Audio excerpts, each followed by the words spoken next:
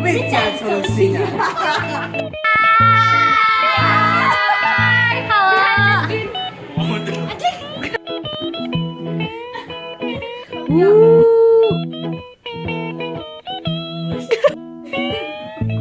Besok.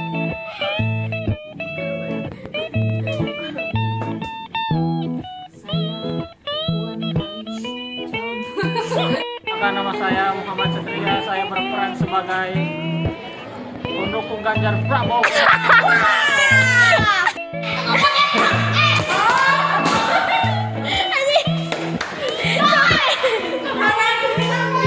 Pasti. Assalamualaikum warahmatullahi wabarakatuh.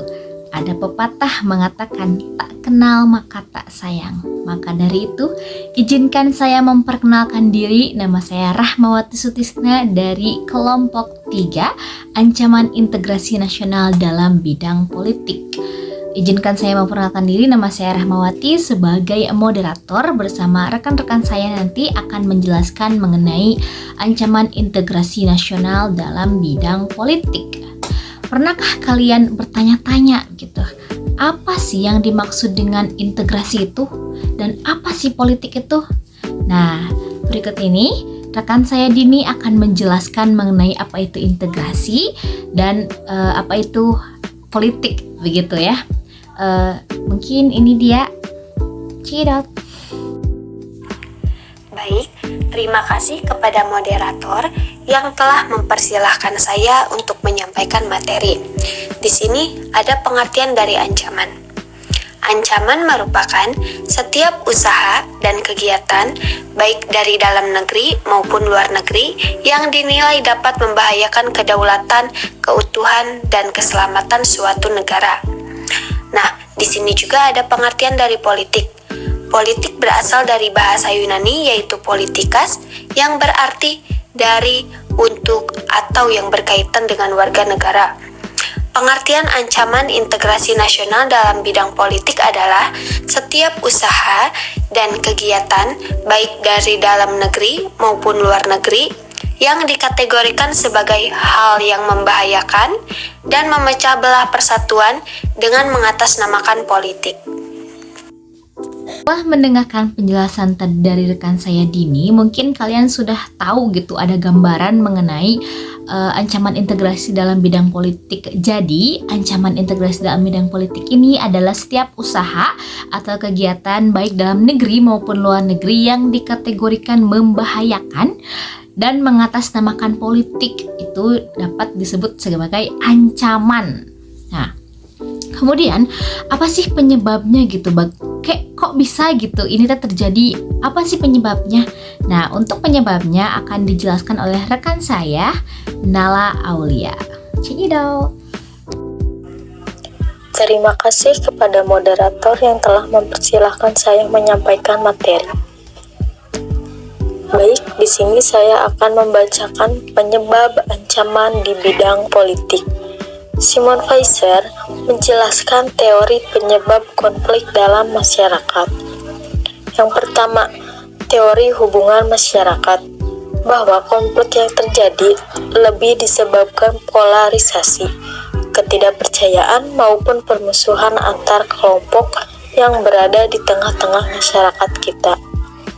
Yang kedua, teori negosiasi prinsip, bahwa konflik disebabkan oleh posisi-posisi yang tidak selaras serta perbedaan pandangan tentang konflik antara pihak-pihak yang terlibat di dalamnya.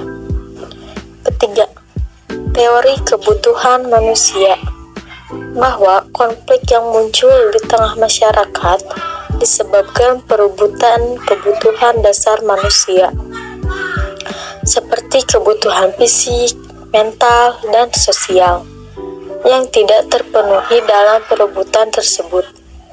Keempat, teori identitas, bahwa konflik lebih disebabkan identitas yang terancam atau berakar dari hilangnya sesuatu, serta penderitaan masa lalu yang tidak terselesaikan.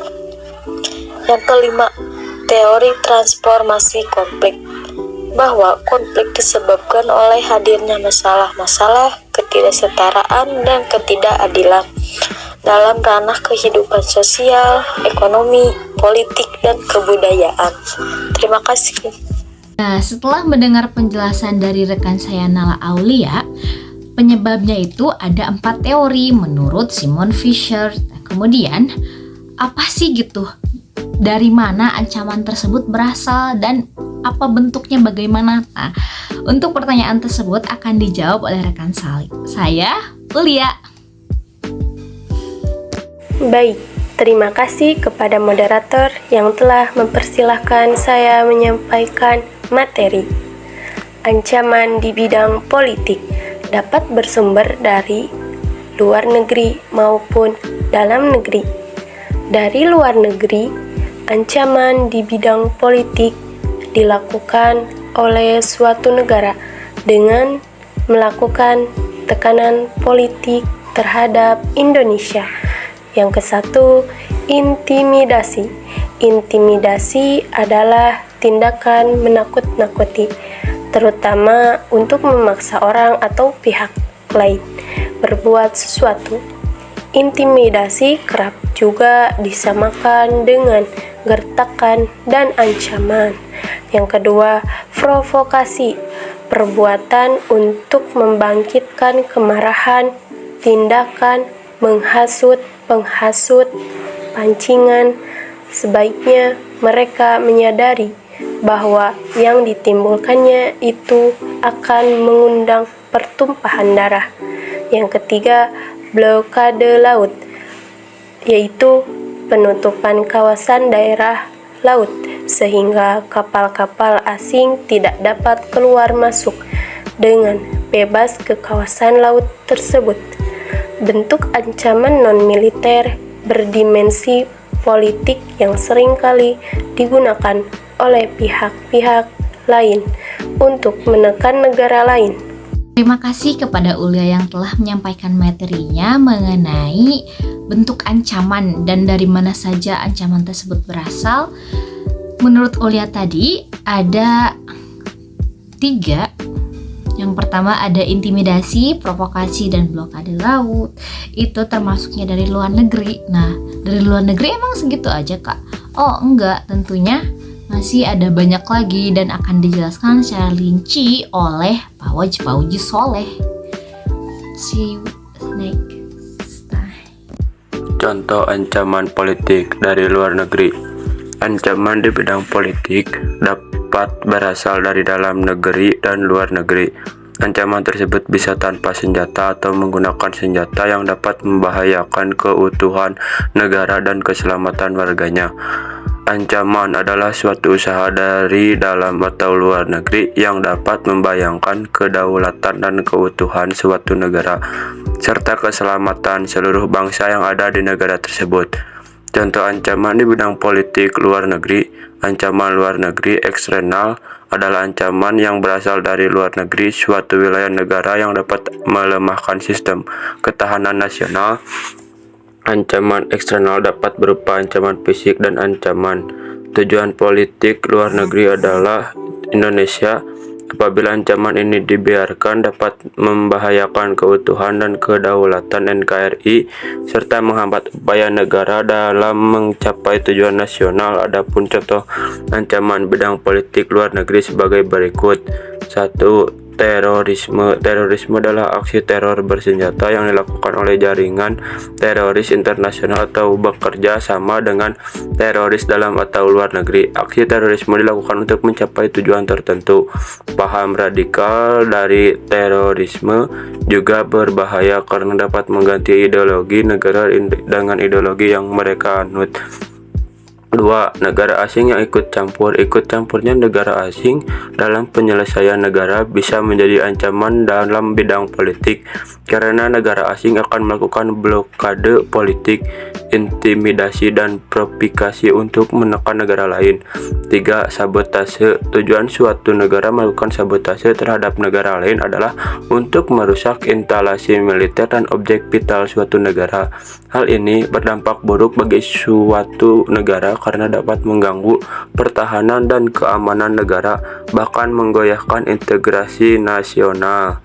Terima kasih kepada Pak Waji yang telah menyampaikan materi-materinya, yaitu contoh ancaman politik dari luar negeri. Nah, tadi Pak Waji menjelaskan ada 3. Yang pertama adalah terorisme. Ini sangat berbahaya sekali ya teman-teman. Yang kedua adalah negara asing terlalu ikut campur terhadap urusan negara kita. Yang ketiga adalah sabotase. Nah, Kak, emang dari luar negeri doang ya ancamannya? Oh, tentu tidak. Nah, ancaman dari dalam negeri juga tentunya ada. Nah, untuk ancaman dari dalam negeri akan dijelaskan oleh rekan saya selanjutnya. Contoh ancaman politik dari dalam negeri. 1. Korupsi adalah suatu bentuk ketidakjujuran atau tindak pidana yang dilakukan oleh seseorang atau suatu organisasi yang dipercayakan dalam suatu jabatan kekuasaan untuk memperoleh keuangan yang haram atau penyalahgunaan kekuasaan untuk keuntungan pribadi seseorang. 2. Spionase, aktivitas memata-matai atau mengintai dan mengumpulkan informasi suatu organisasi tanpa seizin organisasi tersebut.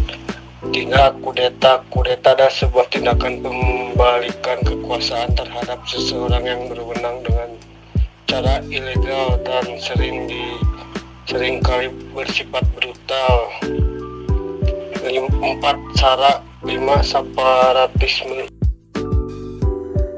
Mungkin kalian sudah memahami ancaman dari dalam negeri itu ada apa saja. Nah, tadi disebutkan bahwa ada separatisme, spionase, kudeta, korupsi, makar, sara. Kemudian yang paling banyak gitu, yang paling sering di Indonesia adalah korupsi. Kenapa? Gak tahu, karena nenek moyang kali. Nenek moyangku seorang koruptor, nggak bercanda. Terus ada juga cara pencegahannya gitu, bagaimana kita menangani ancaman integritas sosial dalam bidang politik ini. Ada juga cara penanganannya, tentu saja. Nah, cara penanganan ini akan dijelaskan oleh rekan saya. Silahkan. Berikut ini adalah cara mengatasi ancaman integrasi nasional di bidang politik, diantaranya 1. Mengembangkan demokrasi politik. Yang kedua adalah menegakkan pemerintahan yang bersih dan berwibawa. Ketiga, memperkuat posisi Indonesia di kancah internasional. Keempat, mengembangkan sistem politik nasional. Kelima, mengaktifkan masyarakat sipil di arena politik. Itu dia penjelasan mengenai ancaman integrasi nasional dalam bidang politik. Kemudian untuk contohnya, untuk contoh filmnya kita mengambil dari yang politik Indonesia, yaitu pemilihan umum, pemilu. Kemudian apa dampak positif dan dampak negatifnya nanti kita akan bahas di film tersebut. Oke, segitu dulu presentasinya. See you and bye-bye. Few moments later, a few inches later, 2 hours later, 1 eternity later. Assalamualaikum warahmatullahi wabarakatuh. Saya Genjer, calon Bupati Konoha. Saya berjanji rakyat-rakyatku yang banggakan. Saya berjanji jika saya terpilih menjadi bupati, saya akan membantu hidup masyarakat Konoha makmur dan sejahtera. Apakah Bapak janji tidak akan korupsi? Tenang saja, saya berjanji warga Konoha akan hidup terjamin. Saya Puan Mahalini, calon Bupati daerah Konoha, berjanji jika saya terpilih menjadi bupati, daerah ini akan menjadi daerah yang makmur, sejahtera. Intinya kalau semua kaum milenial di sini akan menjadi kaum milenial yang berguna bagi bangsa dan negara. Ada pertanyaan? Setuju, yang muda harus berkarya. Saya dukung Ibu. Terima kasih telah mendukung saya. Saya berjanji tidak akan mengecewakan Anda. Ada pertanyaan lagi? Tapi bukankah yang lebih tua lebih berpengalaman ya? Lalu mengapa Ibu yakin untuk mencalonkan bupati? Tahan. Jadi begini nak, Meskipun saya tergolong muda 25 tahun, tapi saya sudah menjadi camat selama 4 tahun. Jangan macam-macam Anda. Kak, betul itu. Saya juga senang-senang waktu camatnya Bu Puan. Saya dukung Bu Puan.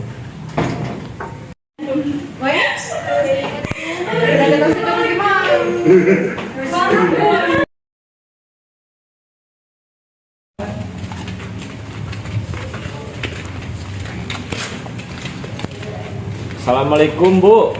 Waalaikumsalam Pak. Lagi apa Bu? Lagi sapu-sapu aja Pak. Oh, mau saya bantuin? Gak usah. Pak Genjer, tolong benerin dong yang ini. Ini jalannya udah rusak dari lama. Tenang Dek. Ini jalan saya akan perbaiki bulan depan. Yang bener? Iya, bakalan. Jangan janji-janji mulu, jangan palsu.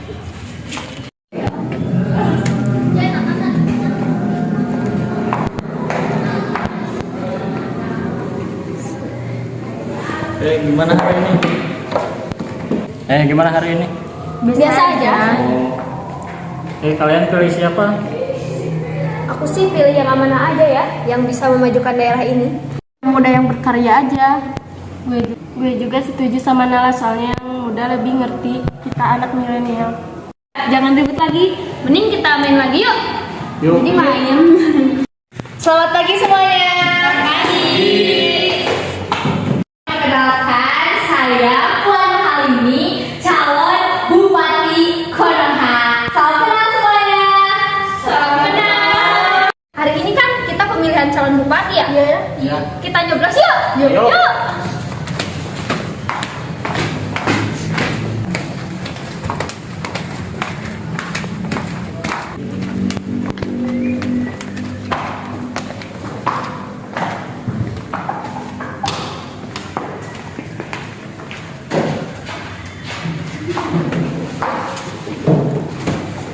Di sini kita akan melakukan voting calon bupati.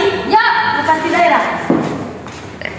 Pertama-tama nomor urut jeng jeng jeng 1.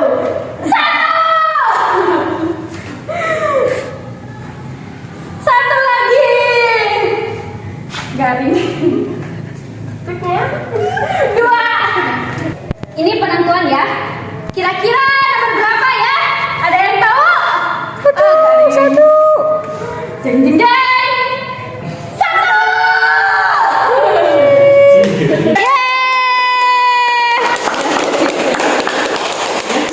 Selamat ya atas Ya, terpilihnya sama-sama. Bupati. Nanti kita kerjasama. Ya, siap. Alhamdulillah, terima kasih kepada semua masyarakat yang telah memilih saya sebagai Bupati Konoha ini. Terima kasih banyak sekali. Hadir gimana? Ini aku. Pemilunya pasti Genjer itu. Sedikit banget. Pasti udah di-setting ini. Kita butuh yang muda, yang berkarya. Hei, Pak Genjer lebih berpengalaman dari Bella. Udah. Jangan bertengkar mulut.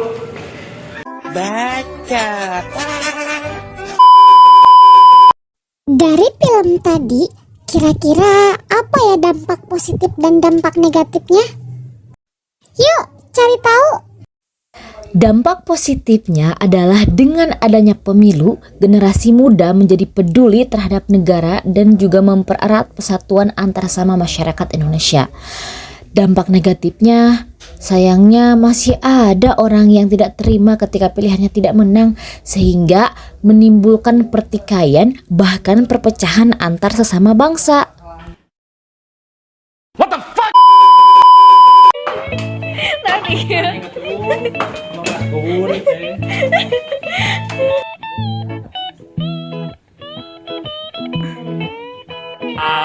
Galak-galak burem.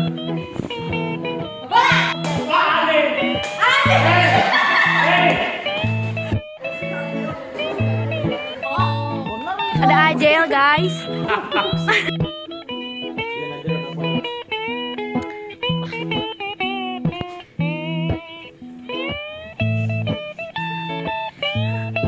Nyuak.